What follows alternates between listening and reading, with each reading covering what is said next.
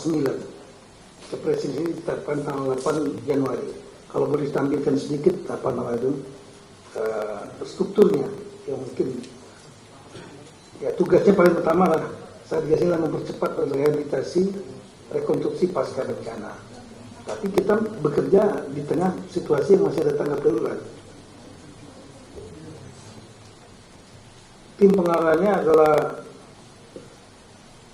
ketuanya Pak Menko PMK dan anggotanya adalah semua Menko ditambah Panglima TNI dan Kapolri. Itu adalah tim pengarah. Kemudian untuk tim pelaksananya, ketuanya adalah Menteri Dalam Negeri, wakil ketuanya ada 4. Wakil ketua, halaman 95 ya.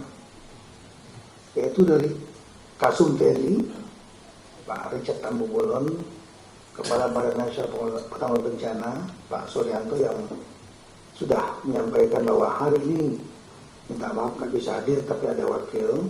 Beliau lagi akad nikah anaknya, mudah-mudahan lancar. Kemudian wakil ketua 3-nya adalah Komandan Korps Brigade Mobil, Komandan Brimob Polri, yaitu Komjen Ramdhani. Ya, beliau ini sudah sering ikut operasi dengan Pak Richard Tambubolon, dengan saya ini banyak operasi yang kita lakukan sama-sama termasuk Papua. Kemudian wakil ketua 4-nya adalah Kepala Badan Pengelola Investasi Daya Angkatan Nusantara, Pak Rosan. Ini memang mesin besar yang harus bergabung. Kemudian ada bidang-bidang di bawahnya. Bidang penyusunan rencana induk, rencana aksi, itu adalah Menteri PPN, Kepala Bappenas, bersama dengan Mendik Tinggi Sains-Tek, Pak Profesor Brian. Kemudian bidang penyediaan lahan, koordinatornya Menteri Agraria Tata Ruang, Kepala BPN. Kemudian untuk anggotanya adalah Menteri Lingkungan Hidup dan Menteri Kehutanan. Selanjutnya jadi Pak Nusron ini, tuanya koordinator lahan. Kemudian untuk pengelolaan data, koordinatornya adalah Kepala BPS Ibu Winnie, anggotanya Kepala BIG, Kepala BMKG, BRIN, dan Dirjen Dukcapil Kemendagri, itu data Dukcapil. Untuk bidang komunikasi publik, Menko Digital dan Kepala Badan Komunikasi Pemerintah. Sedangkan untuk infrastruktur, saya ulangi, ada yang terlewat tim pengarah. Selain Menko, Panglima TNI, Kapolri, juga di situ ada Bapak Purbaya. Saya lupa menyampaikan. Nih, walat nih kalau nggak nanti ini. Karena kalau beliau ngambek kita mau rapat sampai malam juga, percuma juga gitu nih. Iya, nggak ada PT-nya. Kemudian untuk bidang infrastruktur, Menteri PU ada Bapak Todi, terima kasih sini. Juga Menteri Perhubungan. Kemudian bidang pemukiman, koordinatornya adalah Menteri PKP Bang Ara. Selamat pagi buat Bang Ara. Kemudian didukung oleh Menteri Des Pembangunan PDTT Pak Yandri. Bidang sosial, Menteri Sosial dengan anggota Mendikbudristek, Menteri Kesehatan, Menteri Agama, Kebudayaan, Menteri PPA. Kemudian bidang energi dan konektivitas, Menteri Energi dan Sumber Daya Mineral, Kepala Badan Pengaturan Badan Usaha Milik Negara. Bidang ekonomi, pangan, koordinatornya Mentan, Pak Amran, anggotanya Menteri Industri, Menteri KKP, Menteri Perdagangan, Menteri UMKM, kemudian Menteri Ekonomi Kreatif, ini orang Aceh juga. Dan terakhir bidang tata kelola pemerintahan, Menpan RB bersama Wakil Menteri Dalam Negeri, yang mungkin akan saya tunjuklah Bapak Bima Arya. Nah, kemudian setelah kami menerima surat ini, Kepres ini, kami sudah melakukan 2 kali rapat yang cukup intens. Meskipun sebelumnya tentu sudah memiliki pemahaman lapangan dari sebelum adanya Kepres ini. Selamat siang, salam sejahtera untuk kita semua.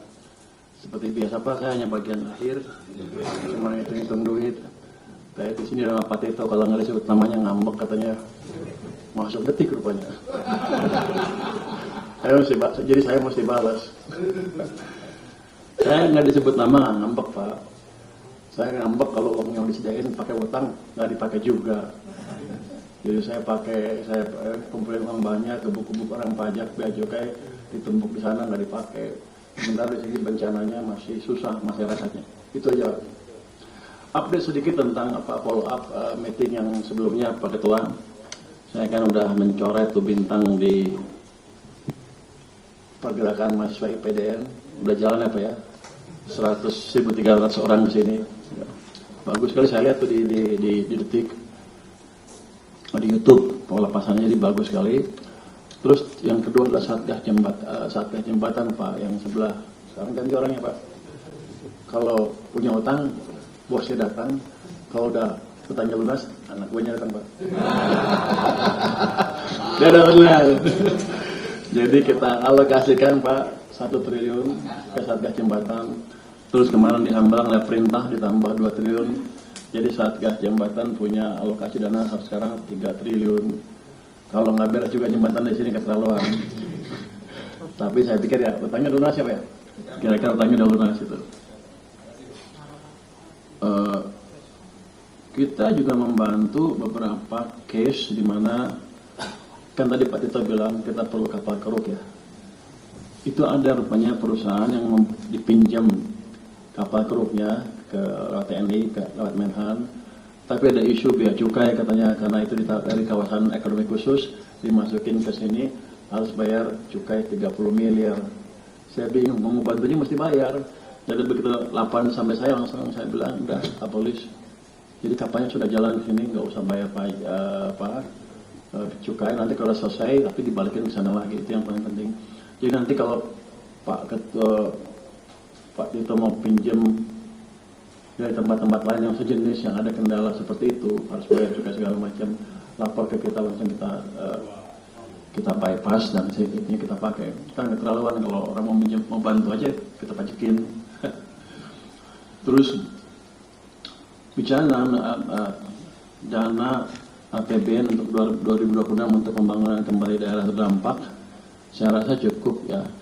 Untuk DSP di BNPB kami ada 250 miliar, tambah cadangan bencana 5 triliun, tambah juga arahan dari Presiden untuk menambah dana DSP 600 miliar. Jadi dananya 11, dana saya ini cukup banyak.